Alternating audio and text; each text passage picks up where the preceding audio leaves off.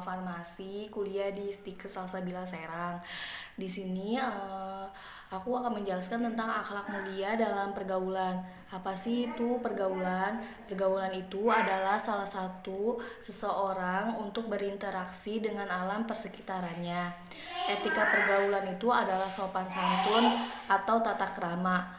Pergaulan yang sesuai dengan situasi dan keadaan serta tidak melanggar norma-norma yang berlaku, baik norma agama, sopanan, adat, hukum, dan lain-lain. Di sini ada tata cara dalam pergaulan yang baik. Pertama itu mengucap salam. Jadi ucapan salam ketika bertemu dengan teman atau orang lain sesama muslim, ucapan salam itu adalah doa. Yang kedua, meminta izin. Meminta izin ini dalam artian kita tidak boleh merendahkan hak-hak atau milik teman apabila kita hendak menggunakan barang milik teman. Maka kita itu harus meminta izin terlebih dahulu. Yang ketiga, menghormati yang lebih tua dan menyayangi yang lebih muda. Yang keempat itu bersikap santun dan tidak sombong. Dalam bergaul, penekanan perilaku itu sangat penting agar teman kita itu merasa nyaman saat berteman dengan kita. Yang kelima itu berbicara dengan perkataan yang sopan.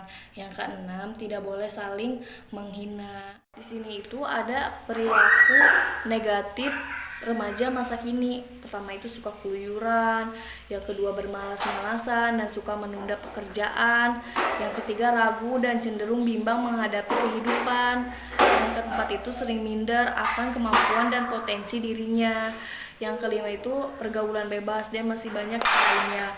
Dan di sini itu ada akibatnya, dampak negatif dari pergaulan remaja masa kini. Yang pertama itu bisa menghancurkan masa depan, yang kedua menghilangkan rasa malu, yang ketiga hilangnya sikap menjaga diri dari dosa, yang keempat menjatuhkan martabat dan kehormatan baik di hadapan Allah Subhanahu wa taala maupun sesama manusia. Hati itu menjadi gelap dan tidak sinar. Jadi agar kita terhindar dari pergaulan negatif atau pergaulan bebas itu, hal yang harus kita perhatikan itu pertama, keluarga itu harus menjadi pengendali pergaulan remaja. Yang kedua itu lembaga pendidikan juga harus proaktif dalam pengendalian pergaulan remaja. Yang ketiga itu tidak memakai busana yang dapat mengundang syahwat. Yang keempat menghindari berpacaran. Yang kelima hindari pornografi karena dapat merusak pikiran. Terus menghindari minuman beralkohol dan narkoba. Terus jangan mudah terbawa arus budaya barat yang cenderung hedonis dan materialistis. Kedelapan itu mengikuti kegiatan yang bermanfaat agar kita terhindar dari pergaulan yang negatif. Penerapan akhlak terpuji dalam pergaulan itu pertama itu menyadari bahwa akhlak terpuji itu tekun belajar, dapat mewujudkan cita-cita yang luhur, terus meyakini bahwa pergaulan negatif remaja itu dapat menghancurkan prestasi pada masa depan. Yang ketiga itu harus berbakti kepada orang tua, yang keempat menghormati guru, yang kelima menghargai ilmu pengetahuan, keenam memilih pergaulan positif dan menjauhi pergaulan negatif. Yang terakhir menghindari perilaku yang merusak diri. Dan maka dari itu kita itu harus memilih mana pergaulan yang baik, mana pergaulan yang tidak baik. Kalau kita mengikuti pergaulan baik, otomatis kita bakal baik. Dan kalau kita mengikuti pergaulan yang tidak baik atau negatif, kita bakal mengikuti tidak baik atau negatif dan bisa merusak masa depan kita sendiri.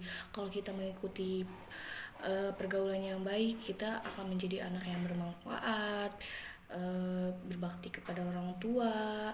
Dan di sini juga ada dalil surat An-Nur 24 ayat 30. Kul mu'minina yaghuddu min absarihim wa yahfudu furujahum dzalika azka lahum innallaha khabirum bima yasnaun.